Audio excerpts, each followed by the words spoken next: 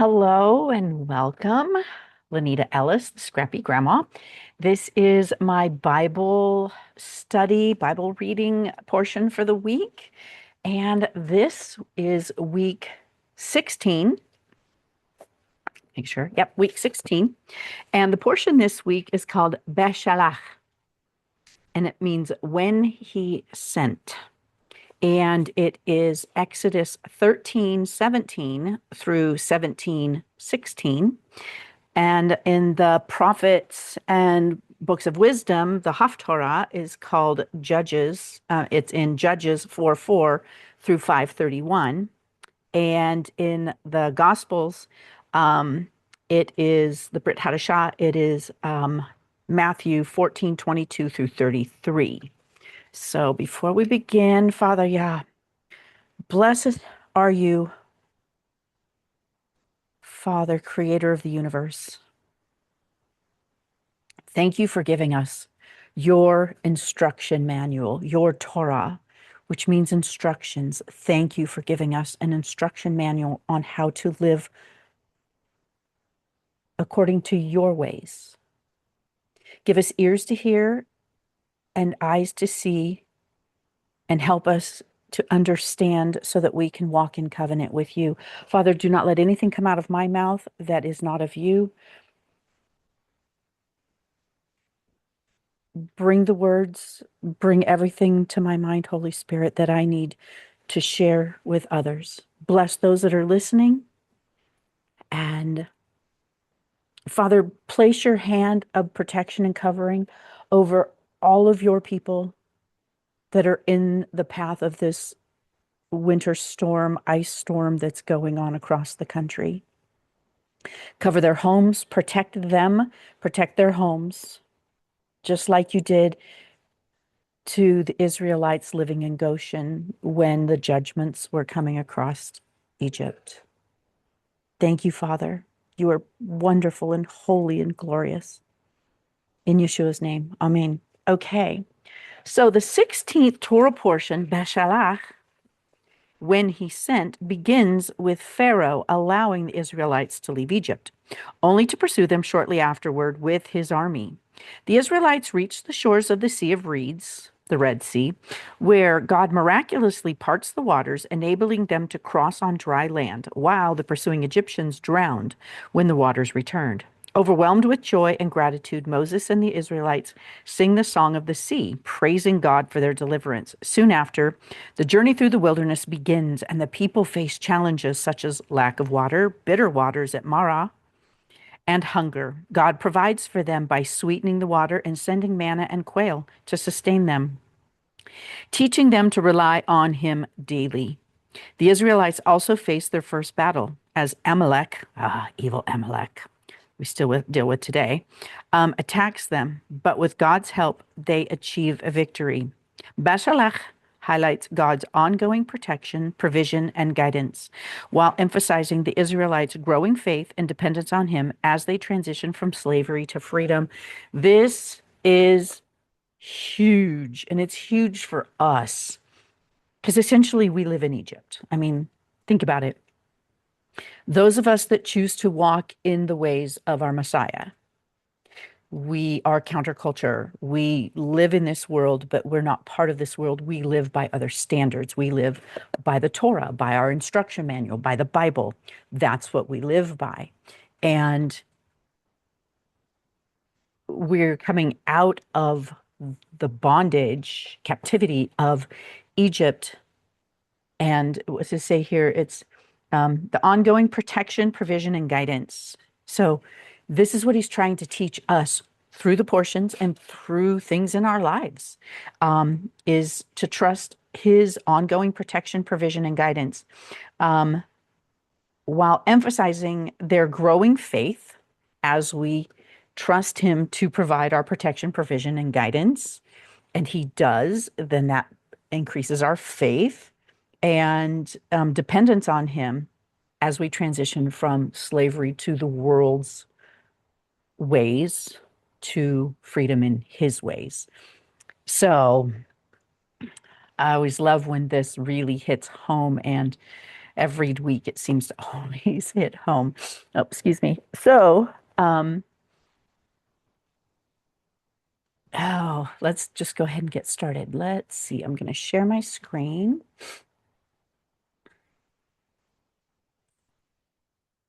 And that screen. And I want to do, I think we tried that. Make myself a little smaller over here. And how is that? There it is. I'm going to make it bigger though.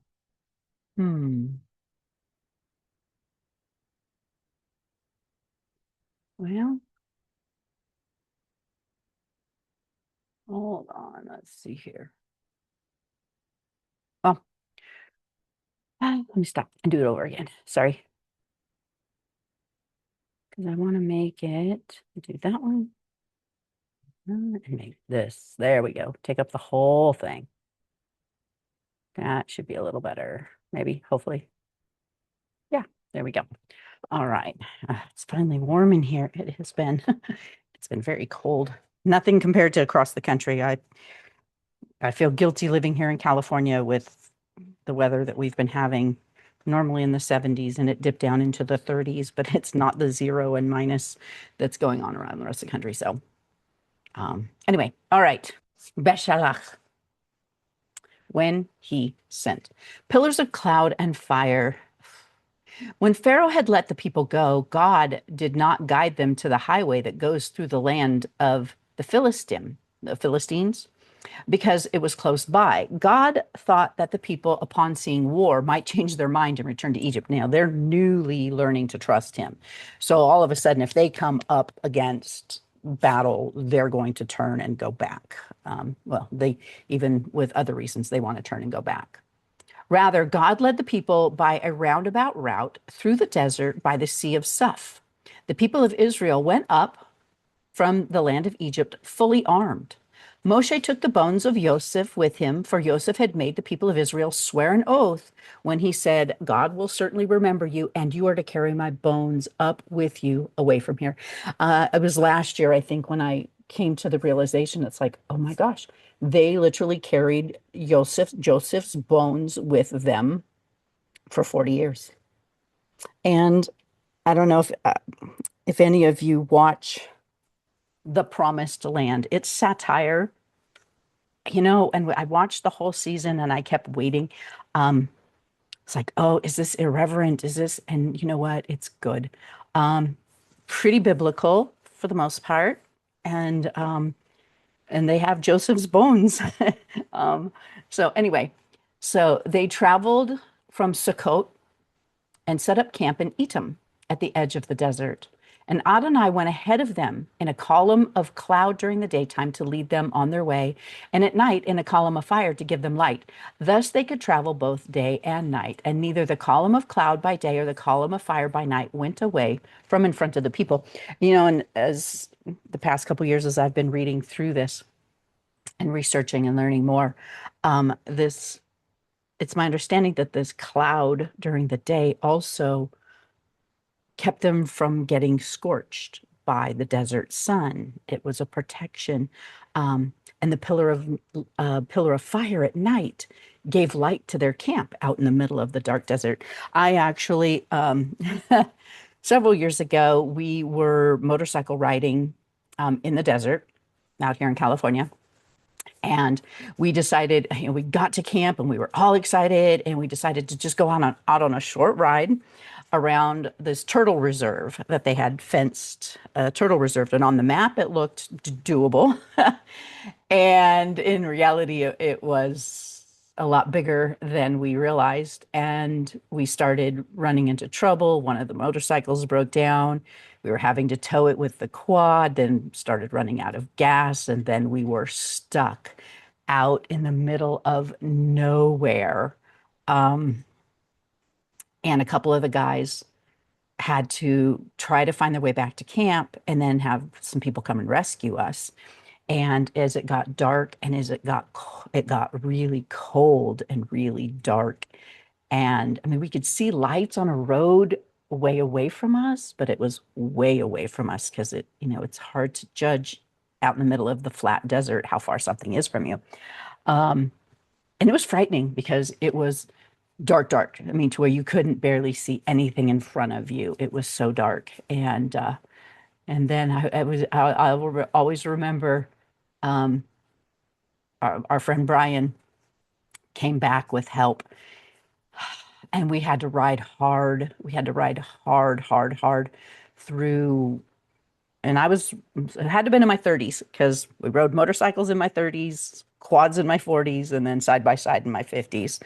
Um, so I was still riding a motorcycle at the time and had to go through sand washes, which are really hard to maneuver, especially in the dark because you can't, and a lot of us didn't have lights on our motorcycles. We had a quad that had a light. And so we were able to follow, but we had to just push hard and go. And it was treacherous and it was terrifying, but it was exhilarating and it made a great memory. But so when I think of this, of them being out in the desert in the dark, and then this pillar of fire giving them light at night to be able to function in their fires and stuff, of course, around their tents and everything. But anyway, um, okay, so on to 14, crossing the Red Sea. Adonai said to Moshe, "Tell the people of Israel to turn around and set up camp in front of Pe Hahirot. I'm sure I butchered that, but between Migdal and the sea, in front of Baal Zephon, camp opposite it by the sea. Then Pharaoh will say that the people of Israel are wandering aimlessly in the countryside. The desert has closed in on them. I will make Pharaoh so hard-hearted that he will pursue them. Thus, I will win glory for myself at the expense of Pharaoh and his army, and the Egyptians will realize at last that I am Adonai." The people did as ordered. And I learned last week, watching my girlfriend Lisa's Torah portion from last year, and then yesterday watching hers from this year on Bo, where it talks about how um, Yahweh hardens Pharaoh's heart. It's more like it's not like he made him do these things. It's like he allowed him to follow his heart and then reap the consequences of his heart. She was explaining it in Hebrew. And because I was like, well, gosh, it's kind of not fair that he hardened his heart and made him do these things, but it's not that he made him do these things. He allowed him to do what he actually wanted in his own heart and pursue it. So, and then reap the consequences for that. When the king of Egypt was told that the people had fled, Pharaoh and his servants had a change of heart towards the people. They said, "What have we done, letting Israel stop being our slaves?" So he prepared his chariots and took his people with him. You have to understand here. Okay, so Joseph was in Egypt and everything was prospering, but and then the famine came, and all of the Egyptians sold themselves, their land, everything they owned to Pharaoh. So basically, the Egyptians were slaves originally in Egypt. And the people in Israel, the Israelites who lived in Goshen in Egypt, they were thriving because Joseph was still in power and he was able to provide for them. And so they were free people, where all the Egyptians now had sold themselves into slavery to Pharaoh. And then when the Pharaoh changed, they realized, oh, look at these people. They're all walking about free. We need to enslave them. Anyway, so he took 600 first quality chariots, as well as all the other chariots in Egypt, along with their commanders. Adonai made Pharaoh hard-hearted, and he pursued the people of Israel as they left boldly. The Egyptians went after them. All the horses and chariots of Pharaoh, with his cavalry and his army, overtook them as they encamped by the sea of Peherot, in front of Baal Zephon. As Pharaoh approached, the people of Israel looked up and saw the Egyptians right there, coming after them. In great fear, the people of Israel cried out to Adonai. and said to Moshe, "It was because there weren't enough graves in Egypt that you brought us out here to die in the desert. Why have you done this to us? Bringing us out of Egypt." See, right here, they're already, "Oh no, we need to go back into bondage." They preferred their structured life, their safe as they, their safe life in bondage over to being free with unknowns. And we're so guilty of that. It's hard to live with unknowns. Didn't we tell you in Egypt to let us alone? We'll just go on being slaves for the Egyptians. It would be better for us to be the Egyptian slaves than to die in the desert. Moshe answered the people, "Stop being so fearful. Remain steady, and you will see how Adonai is going to save you. He will do it today. Today you have seen the Egyptians, but you will never see them again. Adonai will do battle for you. Just calm yourselves down." Adonai asked Moshe, "Why are you crying to me? Tell the people of Israel to go forward. Lift your staff, reach out with your hand over the sea, and divide it in two. The people of Israel will advance into the sea on dry ground. And as for me, I will make the Egyptians hard-hearted, and they will march in right after them. Thus I will win glory for myself at the expense of Pharaoh and all his army and chariots and cavalry. Then the Egyptians will realize that I am Adonai, when I have won myself glory at the expense of Pharaoh, his chariots, and his cavalry." You got to understand that, here in the past couple weeks with the plagues, those plagues were proved, all of the plagues in Egypt were against Egypt's gods. It was against all of their gods, proving that their gods were no match for the Most High, showing them that, you rely on these gods, but look, the Most High just wiped them out, or, caused this and caused that, and they didn't have the power to stop it. Well, like with the sorcerers, the magicians, at first, Moshe threw his staff down and it became a snake, which is one of their gods. The Egyptians, you see the little snake on their foreheads if you watch any of the movies, and or see any of their carvings or their art on the walls. And so they, and then the sorcerers and the magicians were able to throw their staffs down and they became snakes. But Moses' snake ate the sorcerer's snakes. And at first, everything that Moshe was doing, the sorcerers replicated. But if their gods were really powerful gods, they should have counteracted what Moshe, like with the water all turning to blood. Their gods, if they had any power at all, would have made all the blood go away and made clean water again, but they couldn't. You know, with the frogs, their gods would have made the frogs go away, but they couldn't. They could replicate, but they could not. What's the word? You know, they could replicate, but they could not make it reverse. They could not reverse it. So anyway, then the Egyptian, okay, so it said, "As for me, I will make the Egyptians hard-hearted, and they will march in after them. Thus I will win glory for myself at the expense of Pharaoh and all his army, chariots, and cavalry. Then the Egyptians will realize that I am Adonai, and I have won myself glory at the expense of Pharaoh, his chariots, and his cavalry." Next, the angel of God, who was going ahead of the camp of Israel, moved away and went behind them. So he became their rear guard. And the column of cloud moved away from in front of them and stood behind them. It stationed itself between the camp of Egypt and the camp of Israel. There was cloud and darkness here, but light by night there, so that the one did not come near the other all night long. Moshe reached out his hand over the sea, and Adonai caused the sea to go back before a strong east wind all night. He made the sea become dry land, and his waters were divided into two. And then the people of Israel went into the sea on dry ground, with the water walled up for them on their right and on their left. The Egyptians continued their pursuit, going after them into the sea. all of Pharaoh's horses, chariots, and cavalry. Just before dawn, Adonai looked out on the Egyptian army through the column of fire and cloud and threw them into panic. He caused the wheels of their chariots to break off so that they could move only with difficulty. The Egyptians said, Adonai is fighting for Israel against the Egyptians. Let's get away from them. Adonai said to Moshe, reach your hand out over the sea, and water will return and cover the Egyptians with their chariots and cavalry. Moshe reached out his hand over the sea, and by dawn the sea had returned to its former depth. The Egyptians tried to flee, but Adonai swept them into the sea.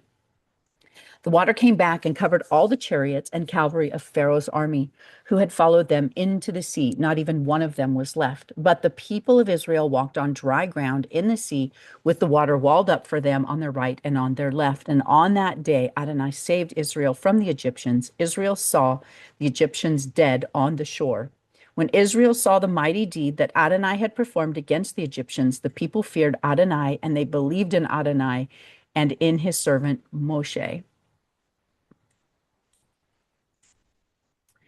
The Song of Moses. So there's another Song of Moses at the end of Deuteronomy, which I was able to make a song. It's really cool.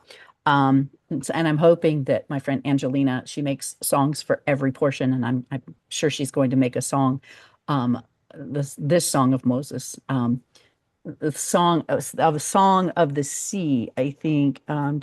She wrote in here, Song of the Sea. Yeah, Song of the Sea. Then Moshe and the people of Israel sang a song to Adonai. I will sing to Adonai, for he is highly exalted. The horse and the rider he threw into the sea. Is my strength and my song, and he has become my salvation. He is my God. I will glorify him. My father's God. I will exalt him. Adonai is a warrior. Adonai is his name. Everyone's like, oh, meek and no. Yahweh, the Most High, is a warrior. And actually, Yod-Heh-Vav-Heh is his name. Pharaoh's chariots and his armies he hurled into the sea. His elite commanders were drowned in the Sea of Suf. The deep waters covered them, and they sank to the depths like a stone. Your right hand, Adonai, is sublimely powerful. Your right hand, Adonai, shatters the foe. By your great majesty, you bring down your enemies, and you send out your wrath to consume them like stubble. With a blast from your nostrils, the waters pile up. The waters stood up like a wall. The depths of the sea became firm ground. The enemy said, I will pursue and overtake, divide the spoil, and gorge myself on them. I will draw my sword. My hand will destroy them. You blew with your wind. The sea covered them, and they sank like lead in the mighty waters. Who is like you, Adonai, among the mighty? Who is like you, sublime in holiness, awesome in praises, working wonders? You reached out your right hand, the earth swallowed them. In your love, you led the people you redeemed. In your strength, you guided them to your holy abode. The peoples have heard and they trembled. Anguish takes hold of those living in Pleshet. Then the chiefs of Edom are dismayed. Trepidation seizes the heads of Moab. All the living in Canaan are melted away. Terror and dread fall on them by night. Of your arm, they are still as stone until your people pass over. Adonai, till the people you purchase pass over. You will bring them in and plant them on the mountain which is your heritage, the place, Adonai, that you made your abode, the sanctuary, Adonai, which your hands established. There's so much there about the land and where he's taking them to, and the land today, and the land originally. And I mean, there's just so much about the land and what's going on now about the land. Adonai will reign forever and ever. For the horse and Pharaoh went with his chariots and with his cavalry into the sea, but Adonai brought the sea waters back on them when the people of Israel walked on dry land in the midst of the sea. Also, Miriam, the prophet, sister of Aharon and Moses, took a tambourine in her hand, and all the women went out after her with tambourines dancing. As Miriam sang to them, sing to Adonai, for he is highly exalted. The horse and rider he threw into the sea. Bitter waters. Moshe led Israel onward from the Sea of Suf, and they went out into the Shur desert. But after traveling 3 days in the desert, they had found no water, and they arrived at Marah, but couldn't drink the water there because it was bitter. This is why it was called Marah, which means bitterness. The people grumbled against Moshe and asked, "What do we drink? What are we to drink?"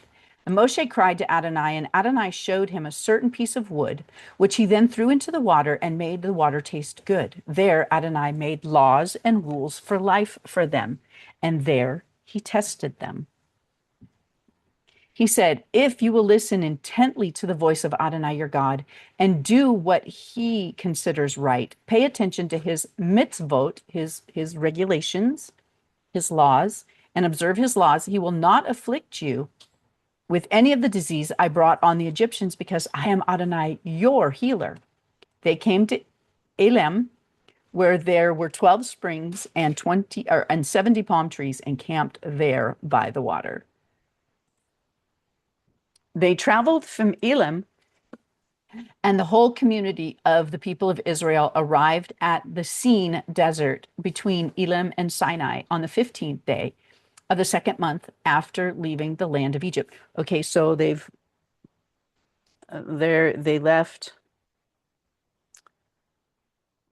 It's been a month because if you think Passover, they ate their Passover lamb on the 14th and 15th, and then they left. So it's been a month now to the day.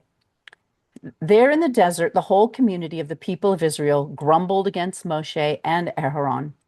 The people of Israel said to them, "We wish Adonai had used his own hand to kill us off in Egypt. There we used to sit around the pots with meat boiling, and we had as much food as we wanted. But you have taken us out into the desert to let the whole assembly starve to death." Ah. And sometimes that's how it feels when we're going through really hard, tangible struggles. Is like, oh my gosh, I did all this, and I'm going to end up dying. And that's where we have to just hold on and trust and have faith, because that's what is he trying to do? He's trying to show us his protection, his provision, and his guidance to help us grow in our faith and in our dependence on him as we transform from slavery to freedom. Adonai said to Moshe, "Here, I will cause bread to rain down from heaven for you, and the people are to go out and gather a day's ration every day. By this, I will test whether they will obey my Torah, my instructions, or not.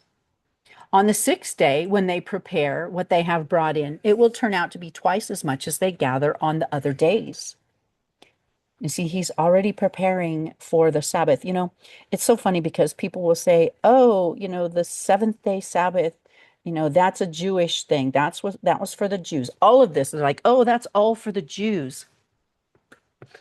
The seventh day Sabbath was actually established, and it said it is Yahweh's Sabbath. It was established in the creation when he said he set the seventh day apart and he made it holy. He set it apart and he blessed it. And it's a sign for his people, a sign on their forehead and a sign on their hand.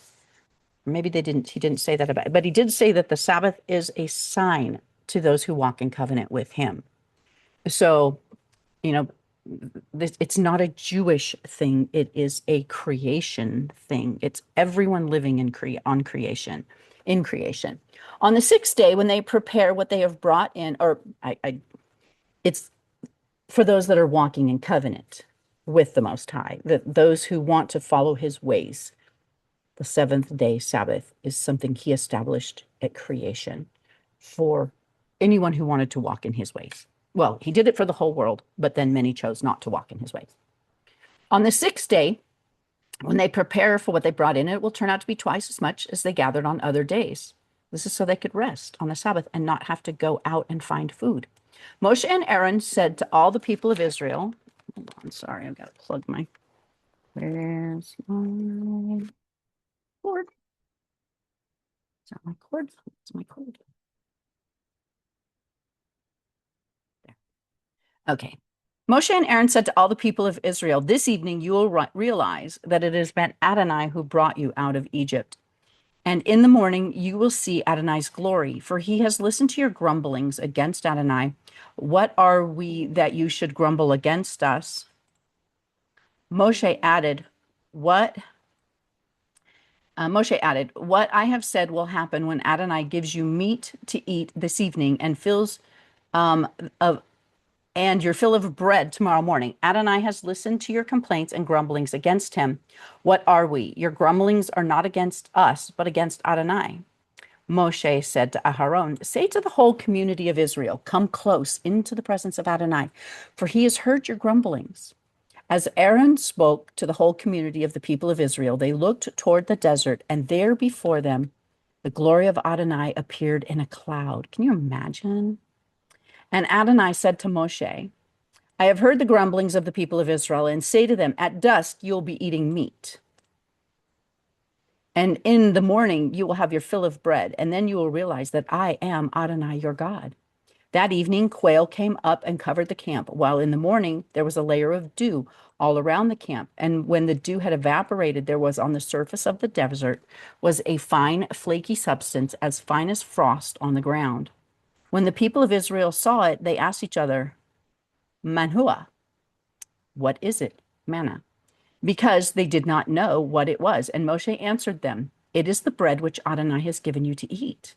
Here's what Adonai has ordered each man. Each man is to gather according to his appetite. Each is to take an omer, which is 2 quarts, per person for everyone in his tent. The people of Israel did this. Some gathered more, some less. But when they put it in an omer measure, whoever had gathered more had no excess, and whoever gathered a little had no shortage. Nevertheless, each person had gathered according to his appetite. Moshe told them, No one is to leave any of it until morning. But that they did not pay attention to Moshe and kept some of the leftovers until morning, and it bred worms and rotted. Uh-oh. Whoa, what just happened? What's happening to my computer? Whew, huh, weird. So they gathered it morning after morning, and each person according to his appetite, but the sun grew hot and it melted. On the 6th day, they gathered twice as much bread, 2 omers per person, and all the community leaders came and reported to Moshe. Something's freaking out on my computer.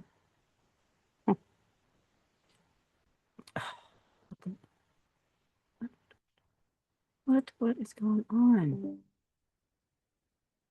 I don't want updates. Not right now. No. No. No. Stop. Oh no, is this still recording? I think it is. Let me see here. Yes, I think it's still recording. I'm going to go on that it's still recording. Okay, but when the people put an omer measure, whoever gathered much had no excess, whomever gathered little had no shortage. Nevertheless, each person had gathered according to his appetite. Moshe told them, No one is to leave any of it until morning, but they did and pay attention to Moshe, and they kept some of the leftovers until morning, and it bred worms and rotted, which made Moshe angry with them. So they gathered it morning after morning, each person according to his appetite, but as the sun grew hot, it melted. And on the 6th day, they gathered twice as much bread, 2 omers per person, and all the community leaders came to report to Moshe. He told them, This is what Adonai has said. Tomorrow is a holy Sabbath, Shabbat, for Adonai. Bake what you want to bake, boil what you want to boil, and whatever's left over, set aside and keep for morning. They set it aside till morning as Moshe had ordered, and it didn't rot or have worms. Moshe said, Today eat that, because today is a Sabbath for Adonai. Today you won't find it in the field. Gather it 6 days, but the 7th day is a Shabbat, and on that day there won't be any. So this starts up the pattern.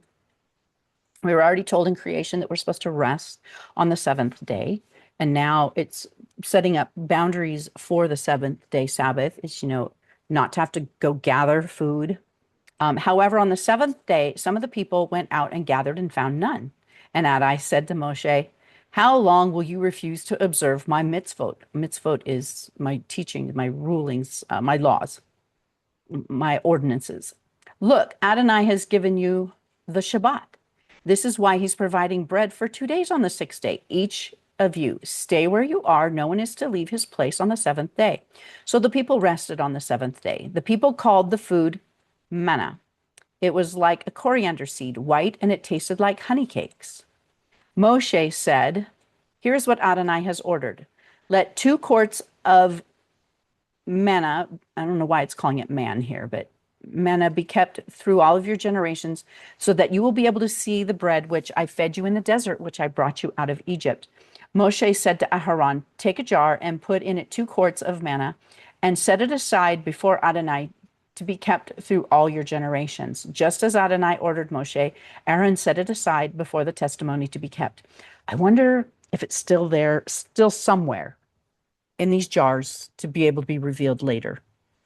I don't know prophecy enough, but wouldn't that be fascinating? As like they unearth this cave and find this jar and it's fully preserved manna, because I'd really like to see what manna is like. I'm curious. The people of Israel ate manna 40 years, for 40 years, until they came to an inhabited land. They ate manna until they arrived at the borders of the land of Canaan. So through all of their generation, that whole generation, for 40 years, he fed them from heaven every day, from his abode. And Omar is a tenth of an ephah, which is a bushel dry measure.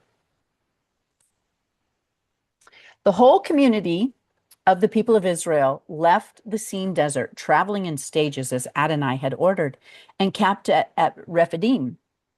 But there was no water for the people to drink. And the people quarreled with Moses, demanding, "Give us water to drink." But Moshe replied, "Why pick a fight with me? Why are you testing Adonai?" However, the people were thirsty for water there and grumbled against Moshe, "For what did you bring us up from Egypt, to kill us and our children and our livestock with thirst?" Moshe cried out to Adonai, "What am I to do with these people? They're ready to stone me." Adonai answered Moshe, "Go on ahead of the people and bring with you the leaders of Israel, and take your staff in your hand, the one that you used to strike the river, and go. I will stand in front of you there on the rock of Horeb. You are to strike the rock, and the water will come out of it so the people can drink." Moshe did this in the sight of the leaders of Israel, and the place was named Massa, testing, and Merivah, quarreling, because the quarreling of the people of Israel, and because they tested Adonai by asking, "Is Adonai with us or not?" There is a rock out there in this area that they say was that rock that was split and gushed water, and it's there to this day. And it has archaeological signs of water. It's kind of fascinating. You can look it up. Okay. All right, there we go. Then Amalek. Amalek. And pay attention to Amalek, because Amalek is going to come up and up and up and up. Uh, and Amalek, the spirit of Amalek is still alive and well today. And watch what Amalek does, because that's what he does to the people of the Most High today. The people who choose to walk in covenant, Amalek comes after them. And I'll point it out as we go through this, if we go through it today, this reading. So then Amalek came and fought with the Israelites at Rephidim. Moshe said to Joshua, which is like his assistant, "Choose men for us, go out and fight with Amalek. Tomorrow I will stand on top of the hill with God's staff in my hand." Yehoshua did as Moshe told him and fought with Amalek. Then Moshe, Aharon, and Hur went up to the top of the hill. And some people think Hur is actually Miriam's husband, and I'm not sure where I got that information from. I'm gonna put a note, do a little research this portion on her. When Moshe raised his hand, Israel prevailed, but when he let it down, Amalek prevailed. Sorry. Trying not to sneeze into the microphone. When Moshe raised his hand, Israel prevailed, but when he let it down, Amalek prevailed. However, Moshe's hands grew heavy. So they took a stone and put it under him, and he sat on it. And Aharon and her, held up his hands, the one on one side and the other on the other, so that his hands stayed steady until sunset. Thus Yehoshua defeated Amalek, putting their people to the sword. Adonai said to Moshe, "Write this in the book to be remembered and tell it to Yehoshua. I will completely blot out any memory of Amalek from under heaven." Moshe built an altar and called it Adonai Nisi. Adonai is my banner, miracle, and said, because of their hand was against the throne of Yah, Adonai will fight Amalek generation after generation. He fights Amalek generation after generation. So it's not going to go over it. It'll go over it next week, in next week's portion, where Amalek should. Amalek, a spirit of Amalek comes after the tired, the weak, those have maybe whose faith is waning. Um, he comes in and starts attacking them. And it happens to this day when our faith starts to get weak or we're feeling weak and tired, he comes in and starts attacking us and tries to defeat us. And so we always have to be on the lookout for the spirit of Amalek and um, not let him win. All right, 17:16. Now to Judges. Joshua, Judges, and it's Judges 4:4. Now Deborah, a woman and a prophet, the wife of Lepidot, was judging Israel at the time, and she used to sit under Deborah's palm between Rimnah and Bethel, in the hills of Ephraim. And the people of Israel would come to her for judgment. She sat for Barak, the son of Avinoam, from Kadesh in Naphtali, and said to him, Adonai has given you this order. Go march on Mount Tabor and take with you 10,000 men from the people of Naphtali and Zebulun. I will cause Sisera, the commander of Yavin's army, to encounter you at the Kishron River with his chariots and troops, and will hand them over to you. Barak answered, if you go with me, I will go, but if you do not go with me, I will not go. So they're taking a woman, they're taking Deborah. She replied, yes, I will gladly go with you, but the way you are doing it will bring you no glory, because Adonai will hand Sisera over to a woman. Then Deborah set out and went with Barak to Kadesh. And Barak summoned Zebulun and Naphtali to come to Kadesh. 10,000 men followed him, and Deborah went up with him. Now Hever and Kinini had cut himself off from the rest of Cain, the descendants of Hovav, Moshe's father-in-law. He had pitched his tent near the oak of Tazaninim, which is close to Kadesh. Sisera was informed that Barak, the son of Avino, had gone up to Mount Tabor. So Sisera rallied his chariots of 900 iron chariots and all the troops he had with him from Haroesh Hagoyim to the Kishon River. Deborah said to Barak, get going. This is the day when Adonai will hand Sisera over to you. Adonai has gone out ahead of you. So Barak went down from Mount Tabor with 10,000 men following him. And Adonai threw Sisera and all of his chariots and his entire army into a panic before Barak's sword, so that Sisera got down from his chariot and fled on foot. But Barak pursued the chariots and the army all the way to Haroshet Hagoyim.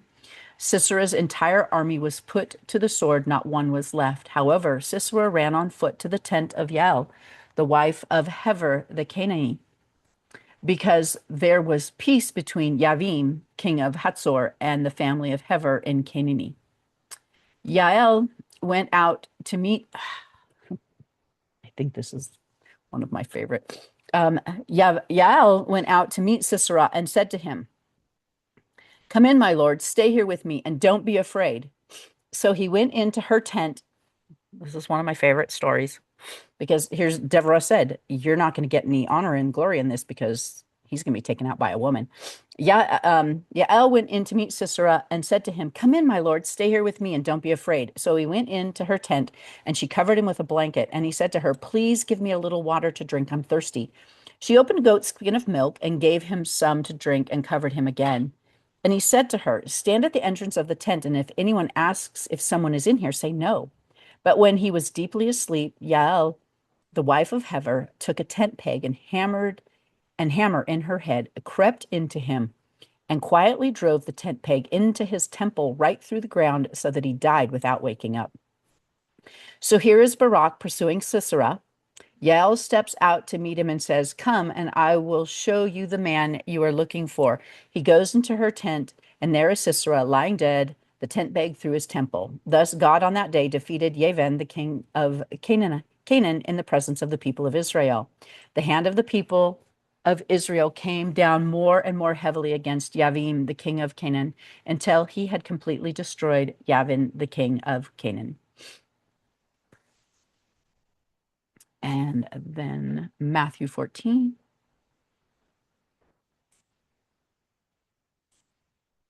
22 through 33. Immediately, he had the Taladim. Taladim are his disciples. Disciples are someone who follow their rabbi. Jesus was a Jewish rabbi. And his disciples, they not only follow you, but they emulate you. They do as you do. They do what they see you doing. They become, and they're taught by you. Those of us that walk in the way of the Messiah, walk in the way of Jesus, and we choose, you can choose to walk in his ways, or you can choose to become his disciple. And what did he say? Go and make disciples of all men. And you can choose to be a disciple, but a disciple is one who completely gives up their entire life and way of doing things and chooses to walk in the way of their rabbi. And that is for us, Jesus the Messiah. Immediately, he had the Taladim get into a boat and go on ahead of him to the other side while he sent the crowds away. After he'd sent the clouds away, he went up into the hills by himself to pray, and night came on, and he was there alone. But this time, the boat was several miles from shore, battling a rough sea and a headwind. Around 4 o'clock in the morning, he came towards them walking on the lake. When the Taladim saw him walking on the lake, they were terrified. It's a ghost, they said, and were screaming with fear. But at once, Yeshua spoke to them. Courage, he said. It is I. Stop being afraid. Then Kepha, who's Peter, called him. Lord, if it's really you, then come, or Simon, Peter and Simon, then Peter. Then Kepha called to him, Lord, if it's really you, then tell me to come to you on the water. Come, he said. So Kepha got out of the boat and walked on the water towards Yeshua. But when he saw the wind, he became afraid, and he began to sink, and he yelled, Lord, save me. So as long as he was looking at the Messiah, he was able to walk on the water. But then when he looked at his surroundings, he became fearful. Talks to us about today. We keep our eyes on him, even if it's scary, keep our eyes on him, and we're able to do these things. If we start looking at our circumstances, we become frightened, we become paralyzed. Yeshua immediately stretched out his hand and took a hold of him and said to him, such little trust, why did you doubt? As they went up into the boat, the wind ceased. The men in the boat fell down before him and exclaimed, you really are God's son. So, well, thank you for joining me in this 16th week of the Bible readings. If you have any questions or comments, please leave them in the comments below. I guess I don't say this very often because it's really not the purpose or the point of this channel, but if you think that someone might be blessed by this, share it with them. Like, share, do all the things, subscribe, whatever. I'm just blessed that this past couple weeks is over. I have my voice back. I'm able to start reading his word on camera again and sharing my love for the Torah, the instruction manual with all of you. Be blessed. Glorify the Father. Father God, thank you so much for this time together. Bless all of those that have watched this through and use it this next week in their lives as you so beautifully mold and shape our lives, and help us to reflect and go back to it as we're going through the things that we're going through, so that we can keep our eyes on you and not on our circumstances around us. In Yeshua's mighty name. Amen. All right. Be blessed. See you next week. Yah willing.